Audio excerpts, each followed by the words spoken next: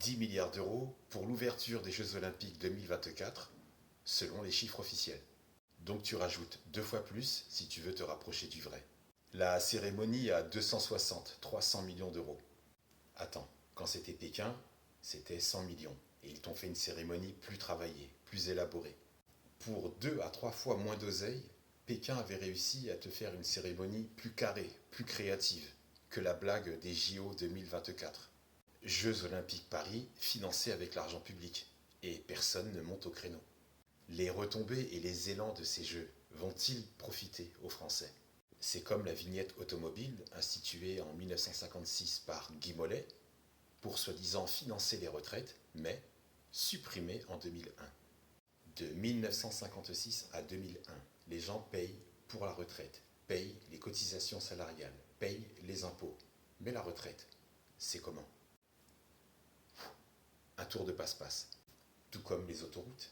Les Français payent pour l'élaboration des autoroutes, payent les péages pour l'utiliser.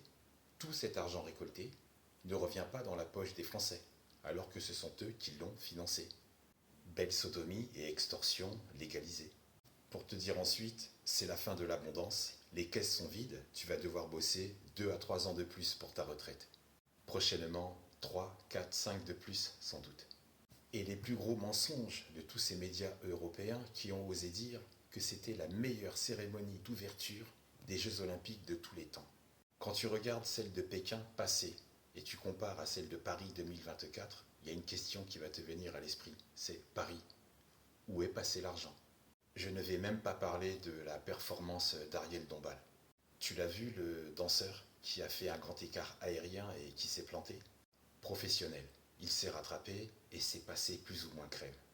En fait, quand les grands médias de masse, qui influencent un grand nombre de personnes, qui incarnent et façonnent les courants de pensée dominants, c'est-à-dire un mensonge plus un mytho, ça devient la vérité sclérosée qu'ils te font bouffer. Et tout le monde absorbe, tout le monde mange sans problème. Et c'est ça la force de frappe de manipulation pour rendre les gens soumis et obéissants.